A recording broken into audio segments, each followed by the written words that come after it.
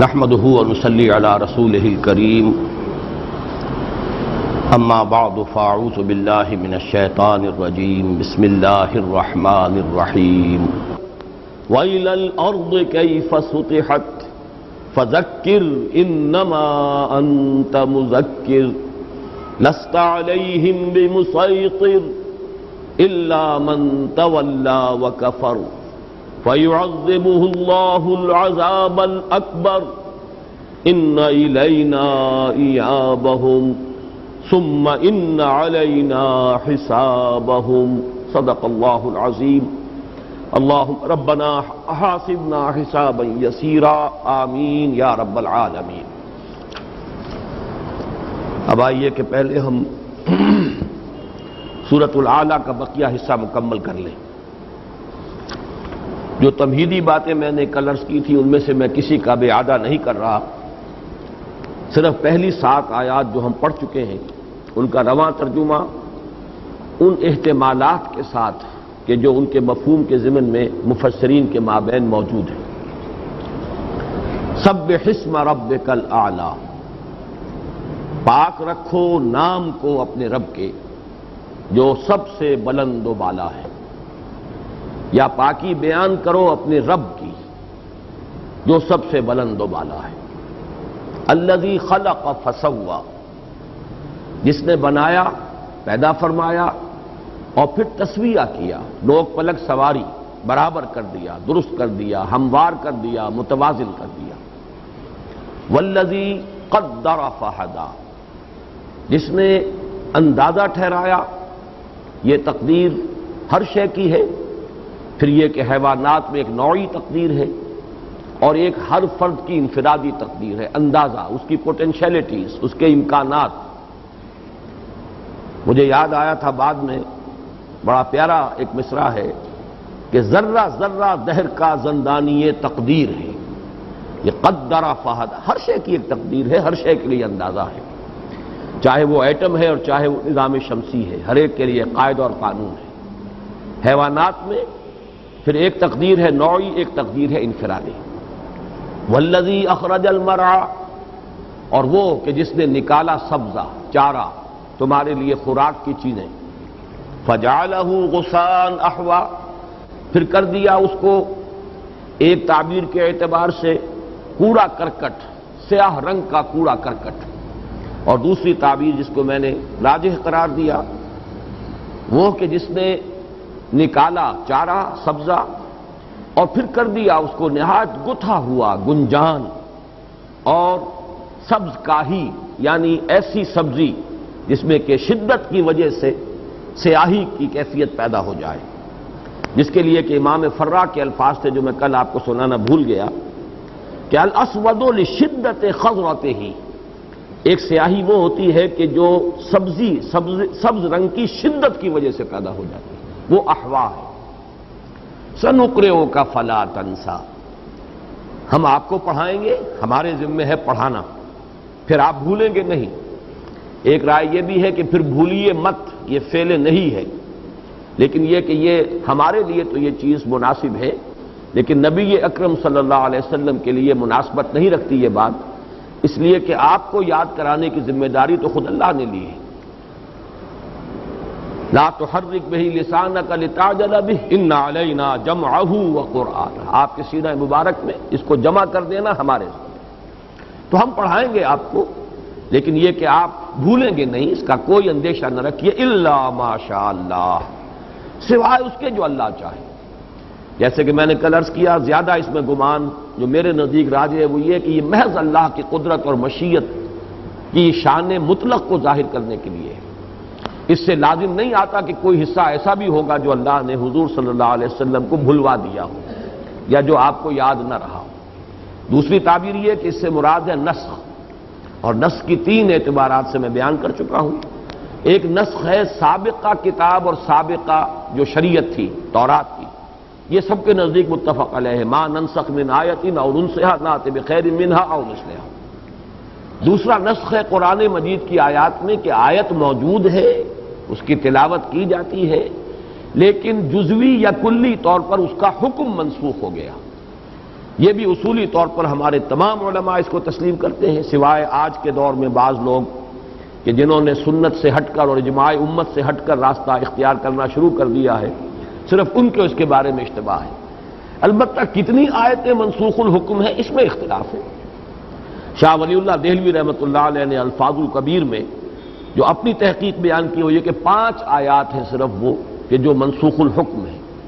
باقی آیات جن کو اکثر و بیشتر مفسرین نے منسوخ الحکم قرار دیا ہے وہ کسی خاص پہلو سے صرف تعبیر کا فرق ہے جو واقع ہوا ہے، ورنہ یہ کہ پوری آیت منسوخ الحکم نہیں ہے۔ بہرحال کسی نہ کسی درجے میں منسوخ الحکم آیات جن کی تلاوت ہے جو مصحف میں شامل ہیں، یہ بھی ہمارے اسلاف کے نزدیک متفق علیہ ہے۔ تیسری بات یہ کہ کوئی آیت ایسی بھی ہے جس کی تلاوت منسوخ ہو چکی ہو، منسوخ التلاوہ، اور اس کا حکم باقی ہو، یہ بھی صرف آیت رجم کے بارے میں، چونکہ حضرت عمر رضی اللہ تعالیٰ عنہ کا ایک قول ہے اور وہ بخاری شریف میں ہے، سند کے اعتبار سے قوی ہے، اس کی بنیاد پر یہ تیسری کیٹیگری جو ہے علماء نے جو وضع کی ہے، لیکن میں اپنی رائے عرض کر چکا ہوں کہ میرا ذہن، میرا قلب اسے تسلیم نہیں کرتا۔ اور حضرت عمر کے اس قول میں رضی اللہ تعالیٰ عنہ میرے نزدیک قرآن سے مراد تورات ہے۔ الا ما شاء اللہ انہ یعلم الجہر وما یخفی، اور اے نبی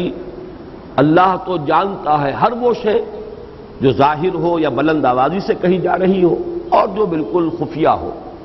اس میں عرض کر چکا ہوں کہ اکثر و بیشتر کی رائے یہی ہے کہ در حقیقت سنقرئک فلا تنسا، اس کے بعد الا ما شاء اللہ یہ ایک جملہ معترضہ ہے جو درمیان میں آیا ہے، ربط جڑتا ہے سنقرئک فلا تنسا انہ یعلم الجہر وما یخفی۔ آپ چپکے چپکے سے یاد کرنے کی جو سعی کر رہے تھے ہمارے علم میں ہے، ہم سے کوئی شے مخفی نہیں رہتی، تو آپ یہ مشقت نہ جھیلیے، ہم نے ذمہ لے لیا ہے کہ اس قرآن کو آپ کے سینے میں جمع کر دیں گے۔ اب ہم آگے چل رہے ہیں، ایک بہت اہم مضمون آ رہا ہے قرآن حکیم کا، جیسے کہ میں نے کل عرض کیا تھا، اس سورہ مبارکہ میں قرآن کے فلسفہ اور حکمت کے بہت گہرے اور بہت ہی عمیق مضامین ہیں۔ وَنُيَسِّرُكَ لِلْيُسْرَىٰ، ان قریب ہم آپ کو موافق بنا دیں گے، موضوع بنا دیں گے بڑی آسانی کے لیے۔ یہ میں صرف لفظی ترجمہ کر رہا ہوں، لیکن یہ کہ اس میں سب سے پہلے لفظ تیسیر سمجھیے۔ تیسیر یسر سے بنا ہے، یسر کہتے ہیں آسانی کو، تیسیر کسی شے کو آسان کر دینا۔ جیسے کہ ہم نے 5 مرتبہ غالباً یا 4 مرتبہ وہ آیت آئی ہے سورۃ القمر میں، وَلَقَدْ يَسَّرْنَا الْقُرْآنَ لِلذِّكْرِ فَهَلْ مِن مُدَّكِرٍ، ہم نے تو قرآن کو ذکر کے لیے، سبق آموزی کے لیے، یاد دہانی کے لیے، نصیحت کے لیے، تذکر کے لیے آسان کر دیا ہے، تو ہے کوئی جو اس سے نصیحت اخذ کرے؟ بڑا چیلنجنگ انداز ہے۔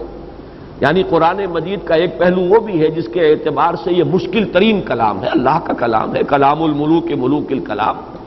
اب اس کی گہرائی کو ناپنا کسی انسان کے لیے ممکن نہیں ہے، فیتھم لیس جسے کہا جاتا ہے، اس کی کوئی طے ہے ہی نہیں، لا متناہی، نا پیدا کنار، لیکن ایک اعتبار سے یہ بہت آسان کتاب ہے کہ جو شخص نصیحت اخذ کرنا چاہے، نیت میں فطور نہ ہو، طالب ہدایت ہو، تو یہ اس کی ہدایت اور اس کی رہنمائی، اس کے اندر جو نصیحت اور سبق آموزی ہے وہ گویا کہ اس کی سطح پر موجود ہے۔ جس کی مثال میں دیا کرتا ہوں کہ جیسے ابھی ہوا تھا خلیج کی جنگ کے دوران کہ بہت سا تیل جو ہے بہہ کر اور پانی سمندر کی سطح کے اوپر اس کی ایک تہ جم گئی، تو اب یہ تیل اوپر ہے، نیچے سمندر کی گہرائی جو ہے وہ میلوں اس کی گہرائی ہے، تو یوں سمجھیے قرآن ایک ایسی کتاب ہے کہ اس کی گہرائی تو ہے میلوں نیچے، بلکہ یہ کہ اس کی کوئی تہ ہے ہی نہیں، لامتناہی، لیکن اس کا جو اصل سبق ہے، جو اصل ہدایت ہے، وہ اس تیل کے مانند کے جو سطح سمندر کے اوپر تیر رہا ہے، تو اس کی اصل تعلیم، اصل ذکر جو اس کے اندر مضمر ہے وہ بالکل سامنے ہے۔ بہرحال یہ اس وقت وضاحت کر رہا تھا لفظ تیسیر، آسان کر دینا۔ اس میں ایک تو آپ یوں سمجھیے کہ ہر انسان کا اپنا تجربہ بھی ہوتا ہے، کوئی کام آپ کرنے کا ارادہ رکھیں، شروع میں وہ بڑا بھاری معلوم ہوتا ہے، بہت مشکل ہے، قدم بڑھا لیں معلوم ہوتا ہے کچھ آسانی ہو گئی، کچھ آگے چلیں گے معلوم ہوگا اور آسان ہو گیا۔ یہ فطرت کا ایک قاعدہ ہے، جو بھی آپ فیصلہ کرتے ہیں جدھر آپ جانا چاہتے ہیں، ابتدا میں وہ مشکل نظر آئے گا، اس کے جو احتمالات ہیں، جو اس کے مشکل پہلو ہیں وہ سامنے آئیں گے، وہ ڈرائیں گے، وہ خوف زدہ کریں گے، لیکن آدمی ہمت کر لے اور اس کام کا بیڑا اٹھا لے، آغاز کر دے کام کا، تو خود محسوس کرے گا کہ میں نے اسے جتنا بھاری سمجھا تھا یہ اتنا بھاری پتھر نہیں ہے، یہ جتنا کچھ مشکل نظر آ رہا تھا بادی النظر میں اور آغاز کار میں، یہ تو اتنا مشکل کام نہیں ہے۔ یہ تیسیر ہے، جیسے جیسے آدمی بڑھتا ہے، اور یہ تیسیر دو طرفہ ہوتی ہے۔ خیر کی طرف بڑھیں گے، آج 1 درجے کی نیکی کیجئے، کل 10 درجے کی نیکی آسان ہو جائے گی، پرسوں 100 درجے کی نیکی جو ہے وہ آپ کے لیے آسان ہو جائے گی۔ آج وہ 100 درجے کی نیکی آپ کو معلوم ہوگا کہ میرے لیے ناممکن ہے، میں وہاں تک نہیں پہنچ سکتا۔ اسی طریقے سے اب برائی کی طرف پہلا قدم اٹھائیے، 10 برائیوں کے لیے اور دروازہ کھل جائے گا، اس میں آگے بڑھیں گے 100 برائیاں اور سامنے آ جائیں گی۔ جس کی ایک سادہ سی مثال ہے، ہمارے معاشرے میں 1 صدی قبل اس بے پردگی اور فحاشی اور عریانی کا تصور ممکن نہیں تھا۔ وہ جو کہا تھا حفیظ جالندری نے کہ چشم فلک نے آج تک دیکھی نہ تھی ان کی جھلک، وہ جو رقاصہ نام کی ان کی نظم ہے، عنوان سے بڑی پیاری نظم ہے، یہ تھا ہمارے ہاں پردوں کا حال کہ چشم فلک نے آج تک دیکھی نہ تھی ان کی جھلک۔ لیکن یہ کہ آج انہی کی پوتیاں، پڑ پوتیاں، نواسیاں، پڑ نواسیاں جو ہے وہ جس طریقے سے نیم عریاں لباس میں سڑکوں پر چلتی نظر آ رہی، یہ ایک دن میں نہیں ہوا۔ پہلے برقع اترا، چادر آ گئی، پھر چادر کی بجائے بھی دوپٹہ آ گیا، وہ دوپٹہ بھی اس کے بعد جو ہے بڑا باریک ہو گیا، پھر وہ ایک بٹا ہوا ایک رسی کے مانند وہ گلے کے اندر پڑا ہوا، اس کے بعد یہ کہ آستینیں چڑھنی شروع ہوئی۔ یہ سارے کام رفتہ رفتہ ہوتے ہیں۔ تو خیر کی طرف بھی بڑھیں گے تو درجہ بدرجہ بڑھیں، تدریج، وہ جو میں کل تفصیل سے بیان کر چکا ہوں۔ ہدایت میں بھی تدریج ہوگی، اسی طریقے سے خیر میں بھی تدریج ہے، اسی طرح شر اور بدی میں بھی آدمی ایک دم نہیں، بلکہ میں اگرچہ ہے تو وہ ذرا لطیفہ نہیں کثیفہ کہ کوئی خاندان تھا کہیں ڈیرہ اسماعیل خان سے آ کر پٹھانوں کا آباد ہوا ملتان میں، ان کے قدیم رشتہ دار کبھی ملنے آئے، وہ آئے بھی بہت عرصے کے بعد، ہو سکتا ہے کہ 50-60 سال 100 سال بعد، معلوم ہوا کہ ہماری شاخ ایک وہ بھی تھی جو جا کر فلاں جگہ آباد ہو گئی۔ وہاں جا کر انہیں معلوم ہوا ان کی شہرت تو بہت بگڑ چکی ہے، بدنام ہو چکی ہے، یعنی وہ ہمارے ہاں کے جو بدترین طبقات ہیں ان میں ان کا شمار ہو رہا ہے۔ تو انہوں نے ایسے پوچھا کہ یہ کیا ہوا، کیسے ہوا؟ تو ایک جملہ ہے، یہ اصل میں وہ ملتانی زبان ہی میں اس کا حسن ہے کہ سائیں تھیندے تھیندے تھی گئے ہیں، یہ ہوتے ہوتے ہو گیا، بس ہمارے ساتھ کوئی حادثہ ہوا ہے، کوئی ایک دن میں نہیں ہو گیا، لیکن تھیندے تھیندے تھی گئے۔ یہ ہوتا ہے خیر کے لیے بھی اور شر کے لیے، یہ تیسیر ہے۔ قرآن مجید نے جو لفظ استعمال کیا تیسیر، ہماری زبان میں اس کا جو ایکویلنٹ ہے وہ توفیق ہے۔ اللہ کی توفیق کے بغیر، اللہ اگر توفیق نہ دے انسان کے بس کا کام نہیں۔ انسان ارادہ کرتا ہے، انسان ایک عزم جو ہے مصمم کر لیتا ہے، لیکن یہ کہ پھر توفیق خداوندی کے بغیر کچھ نہیں ہوتا۔ جیسے کہ ہم یہ دیکھ چکے ہیں جبر و قدر کی بحث میں کہ ایک انسان ارادہ کرتا ہے فعل کا اور عمل کا، لیکن یہ کہ وہ خود اس فعل کی تخلیق پر قادر نہیں ہے۔ واللہ خلقکم وما تعملون، اللہ ہی نے تمہیں بھی پیدا فرمایا، تمہارے اعمال کا خالق بھی وہی ہے، تم کاسب ہو اپنے فعل کے، کمائی کر رہے ہو نیکی کی یا بدی کی، باقی وہ فعل وجود میں نہیں آئے گا، اس لیے کہ یہ پورا کارخانہ قدرت اللہ تعالیٰ کے ہیئت اقتدار میں ہے، اس کے قبضہ قدرت میں ہے، پتہ تک جنبش نہیں کر سکتا اگر اس کا اذن نہ ہو، بغیر اذن رب کوئی حرکت نہیں ہو سکتی، پتہ تک نہیں ہل سکتا۔ تو معلوم یہ ہوا کہ اذن رب، اب اذن رب کی ایک مثبت شکل بنتی ہے توفیق۔ اب توفیق کے لفظ پر بھی ذرا غور کیجئے، جیسے تیسیر یسر سے بنا ہے، توفیق جو ہے وفق یا وفق، واو فا قاف، اسی سے ایک اور لفظ بنا ہے موافقت، ہم آہنگی۔ اللہ تعالی ہمارے اندر، ہمارے مزاج میں، ہمارے باطن میں اس فعل کے لیے ہم آہنگی پیدا کر دیتا ہے۔ ہم نے ارادہ کیا، لیکن اب ہمارا مزاج، ہماری باطنی کیفیت جب اس کے ساتھ موافقت کرے گی اور جب اس کے ساتھ ہم آہنگی پیدا ہو جائے گی باطنی طور پر، تب ہم وہ فعل کر سکیں گے۔ تو توفیق اس سے موافقت سے، اسی طرح یسر سے تیسیر، اور یہ گویا کہ قانون خداوندی ہے۔ اسی میں جو منفی پہلو ہے اسی کی انتہا وہ ہے کہ آپ نے بدی کا ارادہ کیا، اللہ نے اجازت دے دی، اذن ہے، بلکہ توفیق بھی دے دی، آپ کے باطن کو بھی بدل دیا، اسی کے موافق کر دیا۔ اسی کو کہتا ہے اللہ تعالیٰ سورہ صف میں فلما زاغوا ازاغ اللہ قلوبہم، جب وہ ٹیڑھے ہو گئے اللہ نے ان کے دلوں کو بھی ٹیڑھا کر دیا، جاؤ جدھر جانا چاہتے ہو، نولہ ما تولی ونصلہ جہنم، اب ہم حوالے کرتے ہیں اسے اسی کے جس کا کہ اس نے خود ارادہ کر لیا، جاؤ دفع ہو جاؤ، جو کرنا ہے کرو۔ پھر اس کے مزاج کی بھی ہم آہنگی ہو جاتی ہے اسی کے مطابق۔ اس کے بعد وہ اور بدی میں، ضلالت میں، گمراہی میں، شر میں بڑھتا ہے، اور اس کے اندر جو ہے اسی کے ساتھ موافقت پیدا ہوتی چلی جا رہی ہے، تاں کہ اس کا ایک آخری مقام وہ ہے جسے کہتا ہے اللہ تعالی ختم قلوب۔ اب وہ وقت آ گیا کہ اب اس کے لیے پوائنٹ آف نو ریٹرن آ گیا ہے، اب واپسی ممکن نہیں ہے، چاہے بھی تو واپس نہیں آ سکتا، اس لیے کہ وہ اتنا بندھ گیا ہے، اس کے مزاج کے اندر وہ شے اس درجے رچ بس گئی ہے کہ وہ اب گویا کہ بے بس ہو گیا ہے۔ جیسے کہ ہم نے پڑھا ہے کہ ایک وقت وہ بھی آئے گا، سورہ نون میں ہم یہ پڑھ چکے ہیں، جب کہا جائے گا سجدہ کرو، سجدہ نہیں کر سکیں گے، فلا یستطیعون، چاہیں گے سجدہ کریں لیکن سجدہ نہیں کر سکیں گے، خاشعۃ ابصارہم ترہقہم ذلہ،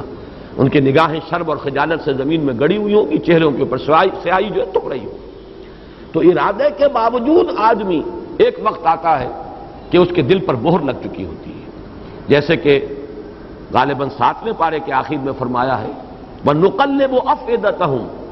وَأَبْصَارَهُمْ كَمَا لَمْ يُؤْمِنُوا بِهِ أَوَّلَ مَرَّةٍ، ہم الٹ دیتے ہیں ان کے نگاہوں کو، ان کے دلوں کو، جب وہ ایمان نہیں لائے تھے پہلی مرتبہ، جب انکشاف حق ہوا، دل نے گواہی دے دی بات صحیح ہے،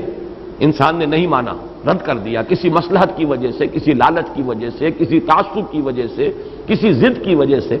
تو اب اس کے اندر سے وہ بصیرت باطنی سلب ہو جاتی ہے۔ اسی کا نام ہے ختم اللہ علی قلوبہم وعلی سمعہم وعلی ابصارہم غشاوہ ولہم عذاب عظیم۔ تو یہ ہے وَنُيَسِّرُكَ لِلْيُسْرَىٰ، اے نبی ہم آپ کو ان قریب موافق کر دیں گے۔ اب تحسیر کے لفظ کی بجائے میں یہاں لفظ لا رہا موافق، اس لیے کہ وہ ہماری سوچ اور ہمارے ذہن سے زیادہ قریب ہے۔ یسرا سے مراد ایک تو یہ کہ ہر بھلائی، ہر نیک کام، لیکن یہ کہ حضرت عبداللہ ابن مسعود رضی اللہ تعالیٰ عنہ کا یہ قول موجود ہے، اور وہ آپ کو معلوم ہے کہ فقہائے صحابہ میں سے، کبار صحابہ میں سے ہیں، انہوں نے فرمایا کہ الیسرا سے مراد ہے الجنہ، سب سے زیادہ آسانی کی جگہ، سب سے زیادہ آرام کی جگہ، سب سے زیادہ آسائش کی جگہ کون سی ہے؟ وہ جنت ہے۔ تو سہج سہج ہم آپ کو اس جنت ہی کے موافق بنا دیں گے، آپ کے لیے سختیاں آسان ہوتی چلی جائیں گی، مشکلات جو ہیں وہ آپ کے لیے سہل ہوتی چلی جائیں گی، موانع ہٹتے چلے جائیں گے، اور رفتہ رفتہ آپ پہنچ جائیں گے الیسرا میں، وہ کہ جو سب سے زیادہ آسانی اور آرام کی جگہ ہے۔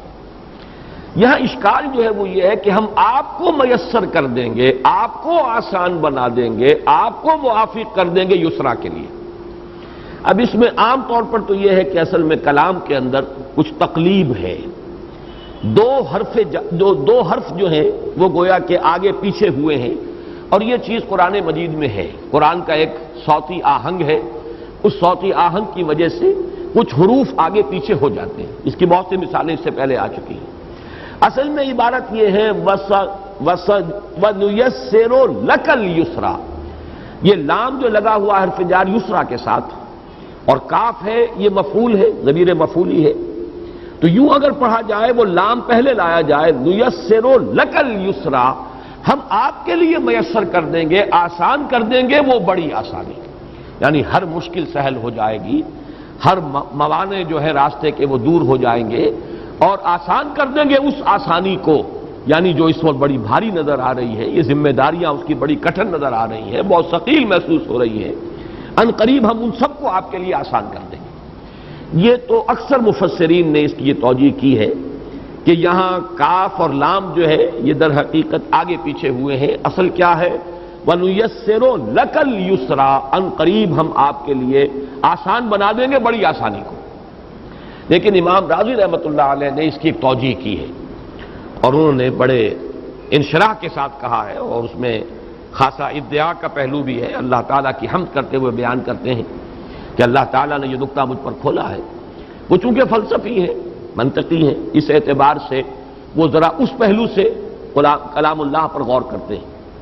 انہوں نے یوں بیان کیا اس کو کہ ہر فعل جب تک کہ اس کا صدور نہیں ہو جاتا اس وقت تک احتمال باطن میں فاعل کے برابر ہوتا ہے، کروں نہ کروں، رجحان کرنے کی طرف اور رکاوٹ اس کے کرنے سے جب تک یہ مساوی رہتی ہے یا جب تک کہ رکاوٹ غالب رہتی ہے کرنے کے رجحان پر، وہ کام آپ نہیں کر سکتے۔ کام آپ کرتے ہیں اس وقت جبکہ آپ کا رجحان کرنے کا غالب ہو جائے، گویا کہ تبدیلی اولاً انسان کے اندر آتی ہے، اس کے اپنے رجحان میں، اپنے میلان میں۔ ہر شخص تول رہا ہوتا ہے، ہر لمحہ ہم جو ہے ایک دو راہے پر کھڑے ہیں، یہ کروں یا نہ کروں، یہ کروں یا وہ کروں، اس کو اختیار کروں یا ترک کر دوں، اختیار کروں یا نہ کروں۔ اب کرنے کے لیے بھی آپ کے اندر ایک میلان ہے، رجحان ہے، نہ کرنے کے لیے بھی کچھ دلیل ہے،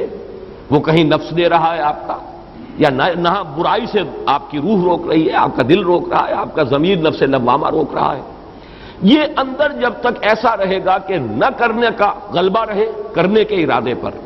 یا جب تک مساوی بھی ہو تو آپ عمل نہیں کر سکتے۔ یہ تو جب اندر کی کیفیت تبدیل ہو جائے، اندر انقلاب آ جائے۔ اب مجھے اس سے اقبال کا شعر یاد آیا، چوں بجاں در رفت جہاں دیگر شود، جہاں چوں دیگر شد جہاں دیگر شود۔ جب یہ قرآن کسی کے باطن میں اتر جاتا ہے تو اندر انقلاب آ جاتا ہے، اب اندر اس کی کیفیت بدل گئی۔ پہلے اسے زندگی عزیز ترین نظر آتی تھی، اب موت اس سے کہیں زیادہ خوش آئند ہے۔ نشانے مرد مومن باتوں گویم جو مر گایا تبسم بر لبے اس، تو یہ تبدیلی تو اندر کی ہے نا۔ تو آپ کو ہم موافق کر دیں گے، آپ کے اندر وہ کیفیت پیدا کر دیں گے کہ کوئی مشکل محسوس ہی نہیں ہوگی۔ یہ در حقیقت وہ چیز آسان نہیں ہو رہی، وہ فعل آسان نہیں ہو رہا، وہ شے آسان نہیں ہو رہی، آسانی پیدا ہو رہی ہے انسان کے اپنے باطن میں، اس کی اپنی باطنی کیفیات میں، اس کے اپنے میلانات اور رجحانات کے مابین جو کوئی ایک تقابل ہو رہا تھا کرنے نہ کرنے کا، اس میں فیصلہ کن ایک ارادہ پیدا ہوتا ہے کرنا ہے، اور پھر انسان وہ کام کر گزرتا ہے۔ تو اصل میں یہ امام راضی کا کہنا یہ کہ یہی ترکیب صحیح ہے۔ وَنُيَسِّرُكَ، ہم آپ کو کے اندر ایسی سازگاری پیدا فرما دیں گے، یہ مضمون خاص طور پر جا کر سورۃ الانشراح میں آئے گا کہ در حقیقت یہ باطنی کیفیت جو ہے آپ کی یہ بدل جائے گی۔ شروع میں تبلیغ آپ کو بھاری نظر آئی، کیوں نظر آئی؟ ایک تو ہم یہ سمجھتے ہیں کہ تبلیغ میں لوگوں کی طرف سے مخالفت تھی، کسی نے تانا جو ہے وہ آپ پر کوئی چست کر دیا، کوئی فقرہ چست کر دیا، کسی نے پاگل کہہ دیا، کسی نے مجنون کہہ دیا، یہ گھران گزرتا تھا۔ لیکن یہ ظاہری بات ہے، ایک باطنی کیفیت بھی تھی کہ انسان یہ چاہتا ہے وہ کہ جس واقعتاً جس کی لو اللہ کے ساتھ لگ گئی ہو، کہ میں تو تنہائی میں بیٹھا ہوا اپنے رب ہی کے ساتھ اپنا ذہنی اور قلبی رشتہ استوار کیے رکھوں، جی چاہتا ہے پھر وہی فرصت کے رات دن بیٹھے رہے تصور جانا کیے ہوئے۔ اس سے ہٹنا، جس کو ہمارے صوفیہ نے کہا ہے سیر عن اللہ الی اللہ، یہ تین مراحل بیان کیے ہیں۔ ایک تو انسان اللہ کی طرف بڑھ رہا ہے، یہ سیر الی اللہ ہے، تقرب اللہ کا حاصل کر رہا ہے۔ پھر ایک ہے سیر فی اللہ، اتنا قرب ہو گیا ہے کہ اب اللہ تعالیٰ کی ذات و صفات ہی میں غور و فکر کر رہا ہے انسان، اور اپنے دل کا تار جو ہے اس کے ساتھ جوڑا ہوا ہے، مگن ہے اس میں۔ لیکن اس کے بعد مرحلہ آتا ہے، یہاں تک تو صوفیہ کا معاملہ ہے، لیکن جو نسبت نبوت ہے، نسبت رسالت ہے، اس میں حکم ہوتا ہے اب جاؤ، اذهب الى فرعون انه طغى۔ اب یہاں طور کی بلندیوں پر ہم سے ہم کلامی کا شرف جو بھی تمہیں حاصل ہوا، جو لذت اللہ کے ساتھ مکالمے کی حاصل رہی، اب نکلو اس سے، جاؤ، اب تانے بھی سنو اور تلخ ترین باتیں بھی سنو۔ لیکن یہ کہ تانا اور تلخ ترین بات اس کا بھاری ہونا یہ ایک بات ہے، اور ایک یہ کہ اس میں وہ جو ایک تعلق تھا، اس کی جو شدت تھی، اس میں جو یکسوئی تھی، اس میں جو ایک کیف اور سرور تھا، وہ ختم ہو رہا ہے۔ یہ ہے وہ شے کہ جو سب سے زیادہ بھاری ہے۔ آج یہ باطنی کیفیات ہیں، ان کو ہم لوگ اس لیے نہیں سمجھتے، اور اکثر جو لوگ اہل ظاہر ہیں صرف، ان کو یہ تو نظر آتا ہے کہ کسی نے پتھر مار دیا، یہ بڑا سخت ہے، اس کا جھیلنا اور برداشت کرنا۔ انہیں یہ محسوس ہی نہیں ہوتا کہ کیا لطف ہے اللہ کے ساتھ لو لگانے میں، خلوت ہو اور اللہ کا کے ساتھ انسان کا ایک قلبی رابطہ قائم ہو، اس میں کسی بھی شے کی دخل اندازی پھر انسان کو گوارا نہیں ہوتی۔ اسی سے علامہ اقبال نے اپنے ایک لیکچر کا آغاز کیا ہے، اور عبد القدوس گنگوہی رحمۃ اللہ علیہ کے ایک قول کے حوالے سے انہوں نے بیان کیا ہے کہ ایک نسبت ولایت ہے اور ایک نسبت نبوت ہے، ان دونوں میں بڑا فرق ہے۔ نسبت ولایت جو ہے اس کے حوالے سے شیخ عبدالقدوس گنگوہی رحمۃ اللہ علیہ کا قول، محمد عربی بالائے آسماں رفت باز آمد، بخدا اگر من رفت میں باز نہ آمد میں۔ محمد عربی تو آسمان کے اوپر پہنچ گئے، ساتویں آسمان پر پہنچ گئے، سدرۃ المنتہا پر اللہ کے جو بھی تجلیات تھی ان کا مشاہدہ فرما رہے تھے، اور پھر واپس آ گئے۔ خدا کی قسم اگر کبھی میں پہنچ جاؤں تو کبھی واپس نہیں آؤں۔ اب یہ ہے وہ نسبت ولایت، وہ تو اسی میں مگن ہو جاتا ہے، وہی سرور وہی کیف، اس کو چھوڑنے کے لیے تیار نہیں۔ جبکہ نبی کا کام ہے، یہ نسبت تبلیغ ہے، نسبت دعوت ہے، یہ نسبت نبوت و رسالت ہے، یہ اس سے بلند ہے، لیکن یہ کہ شاخ گزرنے والی بات ہے۔ کہاں وہ تنہائی اور خلوت اور راز و نیاز اور مناجات اور وہ انائے کبیر کا کہ سامنے انائے صغیر کا آ جانا، کہاں یہ ہے کہ لوگوں در در کے ٹھوکریں کھانا، فقرے سننا، پھر یہ کہ وہ بھی کیفیت جو ہے وہ تو برقرار نہیں رہتی۔ یہاں پر در حقیقت اس کی طرف اشارہ ہے، اس لیے کہ یہ مضمون جیسا کہ میں نے عرض کیا ہے یہ ذرا کھلے گا آگے چل کر، یہ سورۃ اللیل میں فَسَنُيَسِّرُهُ لِلْيُسْرَى اور اس کے مقابل میں فَسَنُيَسِّرُهُ لِلْعُسْرَى، لیکن پھر آگے چل کر سورۃ الانشراح میں آئے گا اِنَّ مَعَ الْعُسْرِ يُسْرًا اِنَّ مَعَ الْعُسْرِ يُسْرًا۔ اے نبی یہ بات جان لے، سختی کے ساتھ ہی آسانی ہے۔ شروع میں سخت نظر آئے گا کوئی معاملہ، شاخ گزرے گا، پھر اس کے اندر آسانی پیدا ہو جائے گی۔ اسی کی ایک مثال میں نے بارہا دی ہے، یہ ایک واقعہ ہے غزوہ بدر کا، حضرت معاذ اور حضرت معوذ رضی اللہ تعالی عنہما، یہ دو ٹین ایجرز تھے، انصاری تھے صحابی، ٹین ایجرز۔ ان دونوں نے غزوہ بدر میں حضرت عبد الرحمن ابن عوف سے پوچھا رضی اللہ تعالی عنہ کہ چچا ہم نے سنا ہے ابو جہل ہے کوئی قریش کا سردار، اور وہ ہمارے نبی کو بہت برا بھلا کہتا تھا اور سلوک بڑا برا کرتا تھا، ہمیں بتائیں، ہم نے عہد کیا ہم اسے قتل کریں۔ انہوں نے کہا کہ بچوں تم کدھر کیا ارادہ کر رہے ہیں، وہ تو وہ بڑا سردار ہے، وہ جو اونچی کلگی لگائے ہوئے وہاں پر ہے، سوار ہے، اور اس کے ارد گرد تو بڑا پہرا ہے، تم کہاں جاؤ؟ کہ نہیں، بس آپ نے بتا دیا، آپ کا کام اتنا، تیر کی طرح گئے۔ اور یہ توجیہ میری ہے کہ شاید اس کے آس پاس جو تھے وہ جو بھی اس کے باڈی گارڈ ہوں گے، انہوں نے شاید یہ سمجھا ہو کہ تیر کی طرح نوجوان چلے آ رہے ہیں، کوئی خاص بات ہوگی، کوئی تعلق ہوگا اس سے، ابو جہل سے، ورنہ یہ کہ کون آدمی اگر ہوش و حواس اس کے درست ہوں، کون آئے گا اس طریقے سے ابو جہل کو قتل کرنے کے لیے؟ بہرحال جو بھی ہوا یہ تو ایک تعویل ہے میری، سیدھے گئے ہیں، وار کیا ہے، پھر وہ گرا ہے زمین پر۔ پھر یہ کہ اس وقت پھر جب اب ظاہر بات ہے جب یہ معاملہ ہو گیا ہے تو پھر چاروں طرف سے لوگ ٹوٹ پڑے۔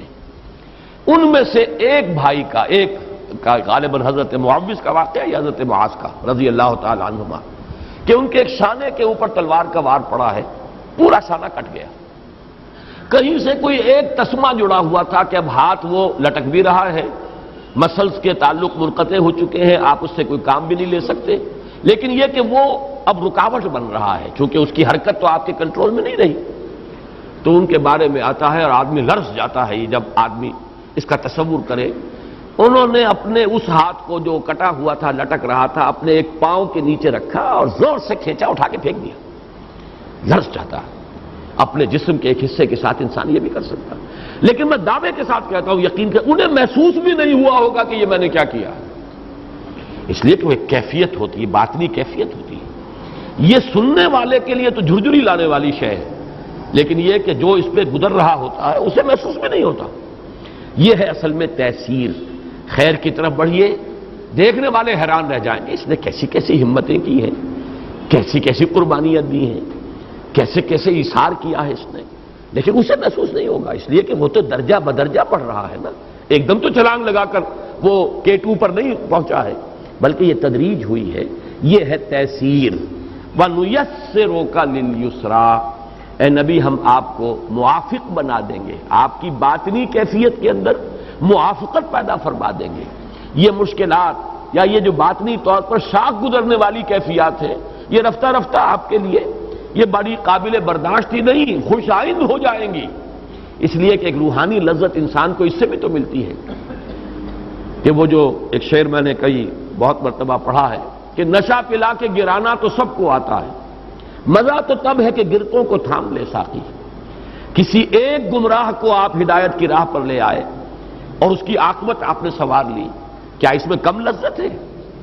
اللہ کے ساتھ اپنا قلبی رشتہ اور روحانی رشتہ استوار کر کے بیٹھے رہنا اس کا ایک سرور ہے اپنا. لیکن جب انسان دیکھتا ہے میری محنت سے، میری کوشش سے، میری تگ و دو سے فلاں شخص اس دلدل سے نکل آیا،